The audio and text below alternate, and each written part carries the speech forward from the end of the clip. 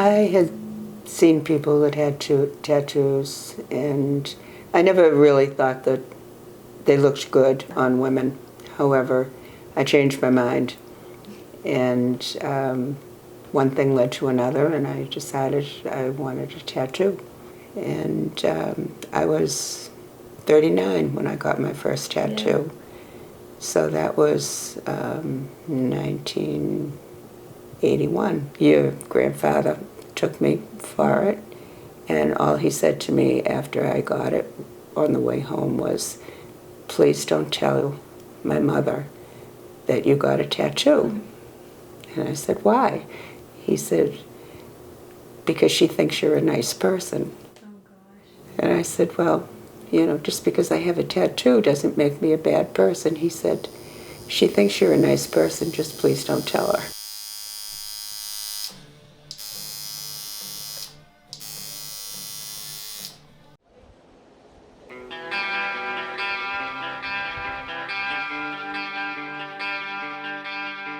I always wanted to make my living drawing pictures. Mm-hmm. I really like tattoos. I've always really liked them. I started getting them when I was 20, maybe. And it just seemed like a reasonable kind of path to take so I could draw pictures and make my living all at once. Mm-hmm. I went to RISD for illustration. I graduated in 2004. After a series of all kinds of jobs, I found an apprenticeship with a man named Jim, who is still one of my very good friends, and I worked for him for many, many, many years. And only recently, actually this past April, I opened this shop here to be in the town that I live in, and kind of do my own thing and see how that works. I spoke with the owner of Ink Jam before I went ahead with anything, and he was very supportive.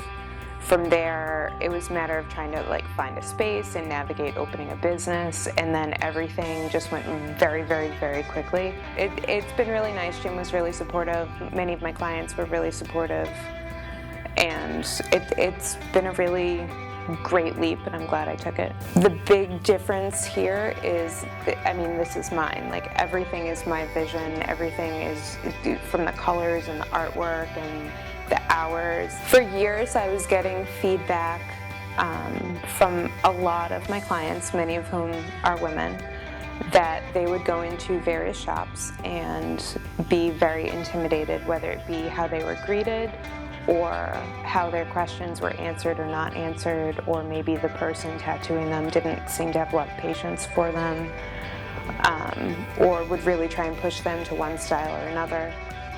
And then that coupled with a lot of shops are really bold. They're really bold in color, they're really bold in loud music, and there's a lot of people hanging around. The more clients I was meeting that were telling me that they did not love this experience, that they were intimidated to the point where either they didn't go through with it or they wouldn't go back, I realized that they need a safe place. And it's not exclusively for women. The majority of my clients are women, probably because of the style that I draw in, probably because I am a woman and sometimes that can be more comfortable. But I really want everybody to feel welcome here and to feel calm. The more calm you are in your environment, in your situation, in the way you're treated, in the music and the smells and the colors and the things that you have to look at, and the fact that you don't have people walking in off the street every 10 minutes asking questions. I think it's more of a boutique experience than if you go to one of the big shops. And I'm not saying they don't do fantastic work, they do. But it can be really intimidating to people that don't like that kind of environment. When I started tattooing, and this was way more than a decade ago, maybe it was just the places I went to, but I didn't meet many female artists. There was actually one experience I had when I was looking for an apprenticeship, and I was parading my art portfolio around to every shop in the Northeast looking for an apprenticeship, and I would get doors slammed and all kinds of things. It's not an easy thing to find. And there was one person, he was very intimidating in his own right, and he told me that girls have no business tattooing and to pick something else, I would never make it. So I'd like to thank that guy, because that was like the icing on the cake of motivation to do it. Like, there was no chance I was failing after that.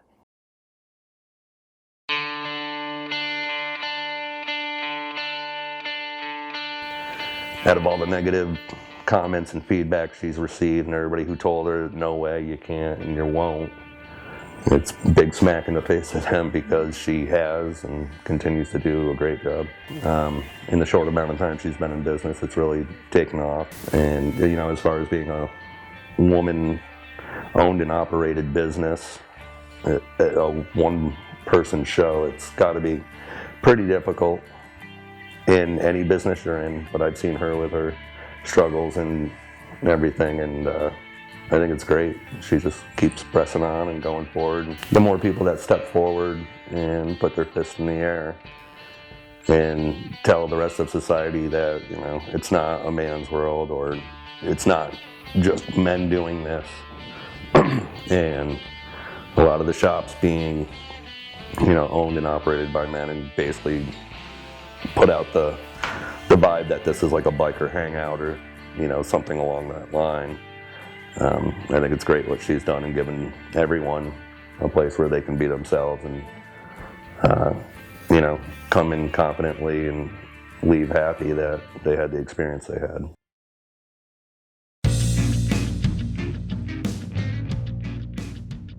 I kind of decided, it was a while ago, it was probably like 24, 23, maybe even 22, I don't even know. But it kind of came out of nowhere. My boyfriend at the time, obviously, Randy, wanted to do a full sleeve, and I was just kind of like, you know what, I'm going to do a half sleeve. Like, why not? That was my first, this is my first tattoo. I get jealous, I think, if I like see her and I'm like, I need it. At that point, not a lot of girls had half sleeves, and I like to do things a little different. I'm not into like the typical, like, you know, you got to get it like hidden and small, and you know, why would you want it? And at first, we stopped at the half sleeve, and Lauren told me, she was like, you're gonna want to turn it into a full sleeve.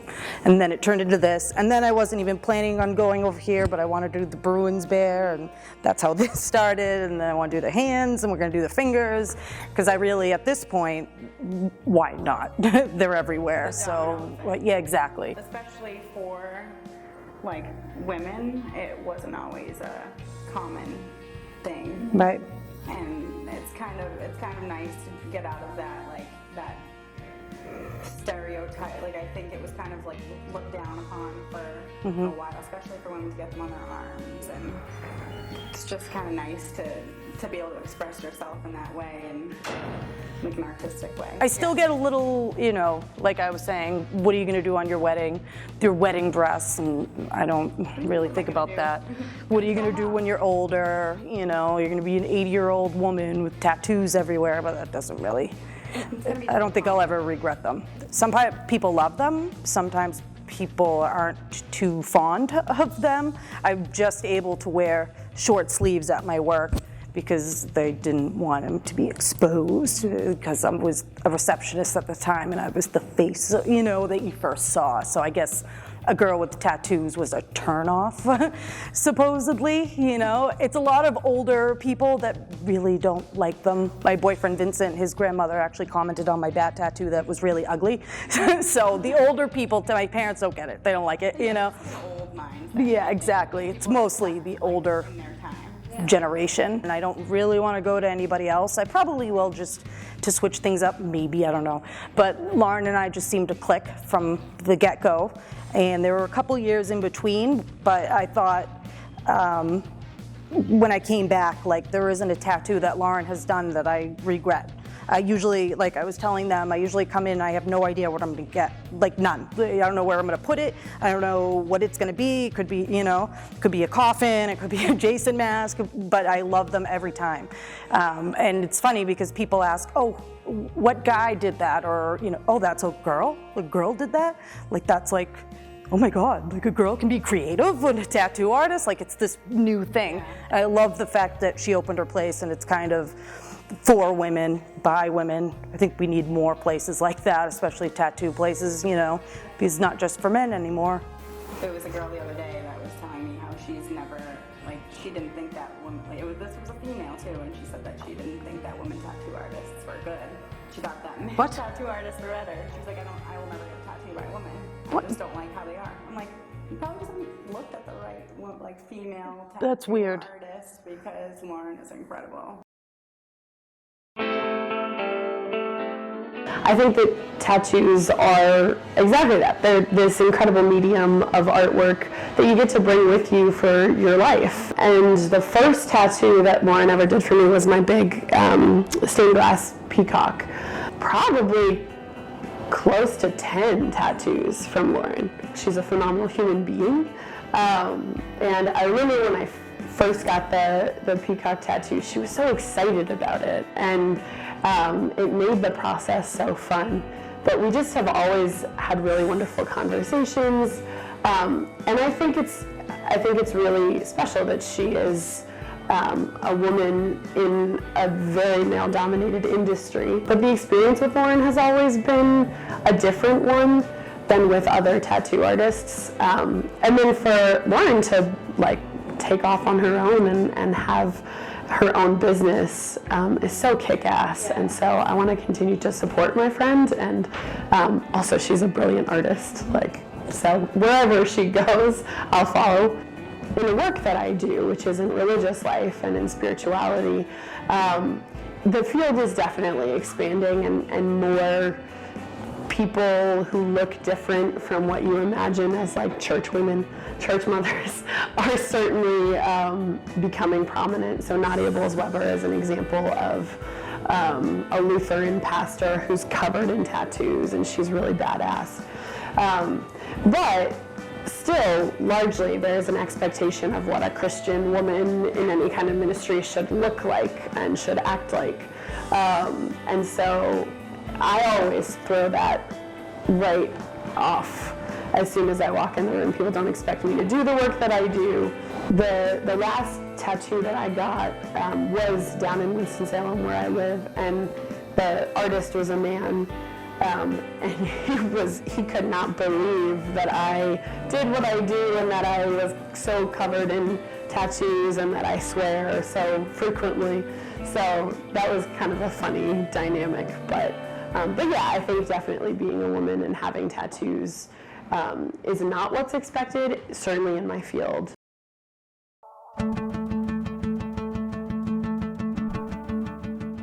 I definitely think that in my own perception as a woman, I would always say, oh, I love the way a sleeve looks on, a man. But I always sort of felt like I'm not the kind of girl that would have those. Well, what kind of girl has those? The girl who wants them is what I've learned as I've aged. I think they're beautiful, and it just in the last few years have I given myself permission to have a tattoo that can't necessarily just be tucked away. It's there and you're proud of it. My daughter has tattoos and she doesn't feel sentimental to them. She is spontaneous and she gets them because she likes them, not necessarily because they mean something. And to her, that's the meaning behind her tattoo. And for me, I was always like, oh, I have to think about it for a really long time. And I'm learning that it's the experience. So the conversations I've had with her is, do it. You can always cover it, but make sure, number one, that you're invested in the experience and you're doing it because you want to do it. Don't just, randomly pick somewhere. Be invested in the piece or the artist. I don't think I knew any other females that had tattoos. It was just something that I wanted to do for me. Well, I have 4, and I would say they're mostly just a symbol of art and just something that I saw that I liked, and I decided that I wanted it on my body. I am very happy with mine. I think I may be at the end of it at this point, but then again, we never know. There's always, maybe one more.